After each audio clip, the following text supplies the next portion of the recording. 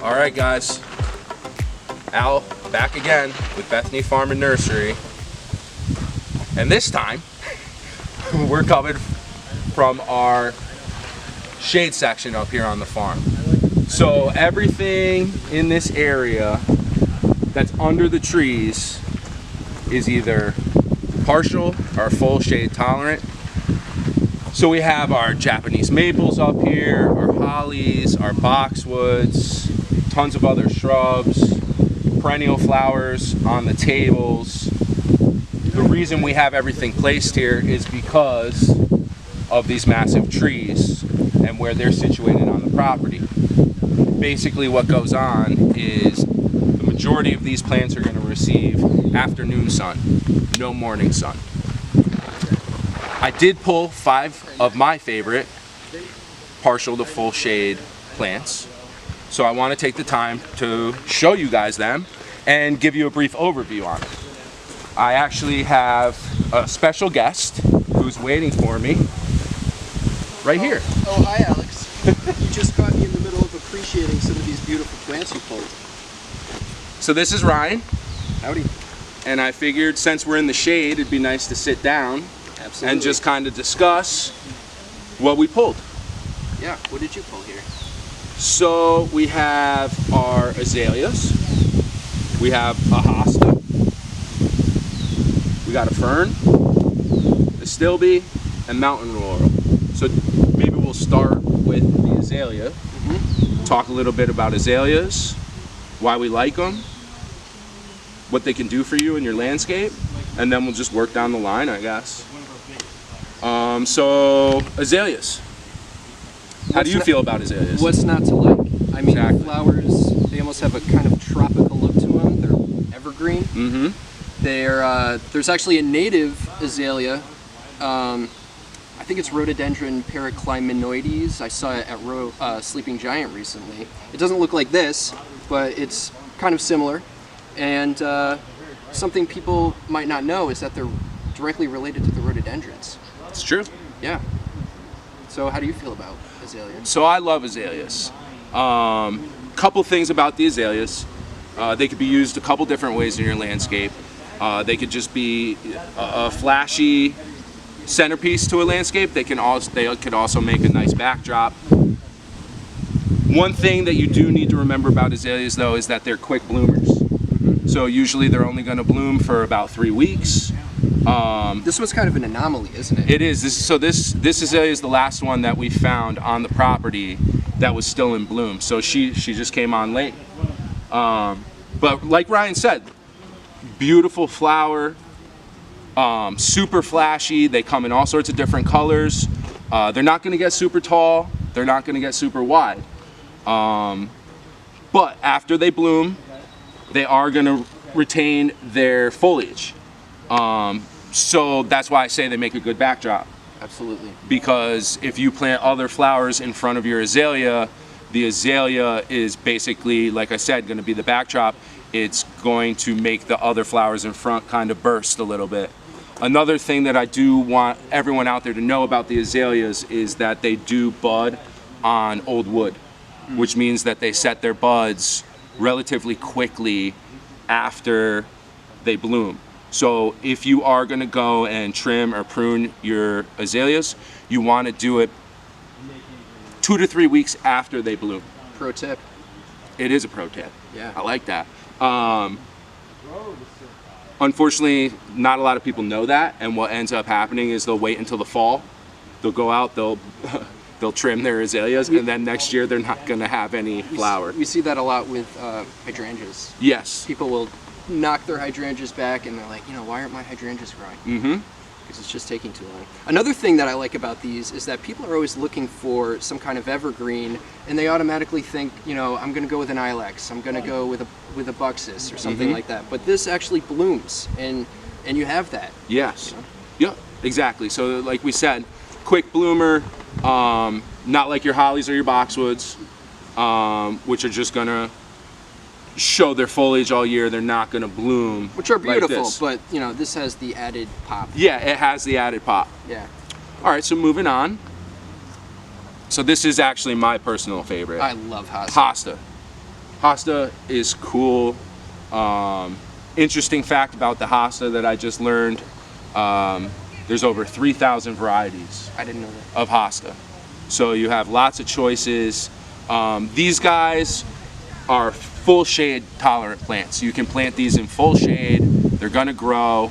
The majority of them do bloom, little purple or white flowers. That's more of a sunny section. Yes. You know, maybe a little more light. Mm-hmm. Because we picked one up off the side of the road because they're pretty ubiquitous in most gardens. Yes. So we just kind of pulled one off the side of the road, put it in the far reaches of corner of our backyard where there's absolutely no light, and that thing is healthy. Yep. It's going for it. So for me, the thing I like about the Hostas is, so let me backtrack. Some of them are going to flower, but that's not the reason why people love Hostas. It's all about the foliage. They look tropical. They look tropical. So to me, it reminds me of something that, and we were talking about it earlier, that you would find like in a rainforest. Yeah. It's almost got that kind of elephant ear look to Exactly. it. So, It's a really cool plant. I would recommend, if up here especially in our area, if you have deer in your yard, they love these things. So spray. We have organic spray that we do sell here on the farm. It's called Deer Out. It's what we use to protect all our inventory. Is that an organic product? It is an organic product. It's got a nice smell to it too. Hosta, very cool plant. Anything you want to add on the Hostas? Well, you know me. I'm always trying to work the edible angle. So Sure. Something that I learned is that the entire plant is edible. I didn't know which that. not many people know. And I think typically, you could eat this, but I'm guessing that it's going to be fibrous. So you'd want to eat something like the smaller shoots when they come out. But caveat being, if you eat the small shoots, now you don't have the plant. So you just stock up on your Hosta, and you can nibble from some and enjoy the rest. So yeah, Hosta, another great shade tolerant plant. Yeah. Full shade, partial shade. These guys are going to thrive. They're hardy. They continue to get bigger year after year. I have these things all over my yard. I love them. Some people hate them. I feel like it's one of those plants where there's no in between. It's either you love them or you Some hate people them. don't like Sundays because they're going to work on Mondays. So you can't please them all. It's true. The next guy we have is this Fern. So this variety is actually a ghost fern, and you were saying that this originated in Japan? I believe this native range is Japan. So native to Japan, obviously grows up here in the Northeast. Also shade tolerant, great for forest gardens, shade gardens. Once again, no real flower with these guys, but they do make a great addition to your landscape. And the reality is, guys, it's hard to find plants that are gonna grow in the shade. Ferns will grow in the shade, and they're a beautiful addition. Highly recommend the ferns. They are beautiful. Anything you want to add on the ferns? Well, I'm just noticing that the botanical name is Ethereum, not to be confused with the cryptocurrency Ethereum. Okay, good to know. So yeah, another beautiful shade tolerant plant. Moving on, we have our Astilbes. Astilbes, the false goat's beard. False goat beard. Beautiful plant. Something I love about it is this plant is shade tolerant, but you are going to get a flower off of it. So you can see this one's just starting to come on. These guys can, same thing, either be partial or full shade. The only downside to having it be in a place in your yard that's full shade is that it's not going to produce as many flowers. Is that kind of like a trait for most plants, would you say? I do. I would say that that is, yeah.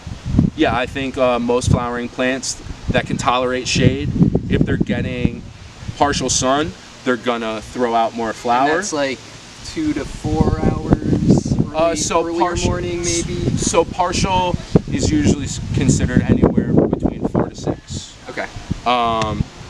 So this guy especially, 4 to 6 hours, if it's receiving 4 to 6 hours of sunlight, you're gonna get a lot, like it's really gonna put out some nice flower. It can take full shade. But like I said, it's just not going to put out those big blooms. Yeah. But it still has beautiful foliage. And these blooms kind of almost have like a spirea type look to them. I mean, they're kind of, you know, like Yeah, I would agree. pinnacle. Yeah, they're foofy, I would say. Yeah. Awesome plant. Like I said, full to partial shade. She will thrive. If it's not getting that 4 to 6 hours of sun, it's still going to produce some flower, but just not as much. But like the other thing that I love about it, it does have a nice foliage to it. It does. Yeah. It's a cool plant.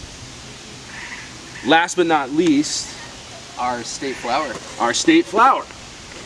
So we had to throw this in here because we are in Connecticut. So this is your Mountain-Laurel. Calmia latifolia. There it is. That's the Latin name for it. So we did pull 2 of them. So we have what we would normally see out in the woods. Yeah, I mean, I was hiking around Sleeping Giant again, and the blooms are actually quite a bit bigger. This is kind of like more of a compact bloom compared to what you would see out in its native range. Okay. And I think typically a lot of the plants that you get at nurseries are a bit more compact. When Yeah. you see them out there, you know, they've probably been growing for God knows how long, you know, Yeah. 50 years or something That's like what that. I was going to So, say, 40 you know, years. they make these incredibly beautiful kind of knotted, you know, shaggy trunks, and they can just canopy over and make these like tunnels of green in the summertime. Yeah. And you know, then you look up and it's like, oh my God, there's flowers on these things. Yep. It's incredible. So yeah, beautiful shrub, flower. It's our state flower. And then we pulled this second one out just because that's a beautiful specimen right there. So yeah, you're not just limited to your white. No. The reason we pulled the white was because it's more so what you're going to see Whitish, pinkish, kind of, yeah, lighter. out in the woods, like Yeah. you said, over at Sleeping Yeah. Giant, which is located over in Hamden. It's a beautiful woody shrub, flower. I love these guys. I think too. they're really cool. I don't know if I love them just because I'm from this state, but to me, I think it's an added bonus. You know, I think it's really cool to be able to grow things in your yard that are native to wherever you're from. Yeah, I mean that's very much a hot topic these days, especially. Yeah. To, you know, support your native plants, because in the past there's been a lot of importing from Europe and Asia, and you know, we've learned over decades that might not necessarily be a good thing because they become incredibly aggressive. Yep. And you know, Would you say evasive or? Well, that's a term that they use. Yeah. Yeah. I don't know. You know, I mean, there's a little bit of a xenophobia going on in the plant world, and I'm a little tentative on what to believe. You know. Yeah. I feel like time will tell, but these native plants. Yeah, me too. Yeah. Yep. I think it's beautiful, and like I said, it's our state flower. So obviously, when we decided that we were going to do some shade-tolerant plants today, it was one of the first things that came to my mind. Absolutely. So yeah, we do carry all these plants in stock. We have tons of other varieties. Like I said, we are sitting under the shade of the trees right now, which is nice for us to get a little chance to sit down in the shade for once. But we have tons and tons and tons of plants that can tolerate shade. If you do happen to come up to the property, Bethany Farm and Nursery, when you pull in, you'll see them. Everything that's under the trees, I tell customers all the time when they ask me, because it happens almost on a daily basis. I'm looking for something that, you know, can tolerate 4 to 6 or no sun at all.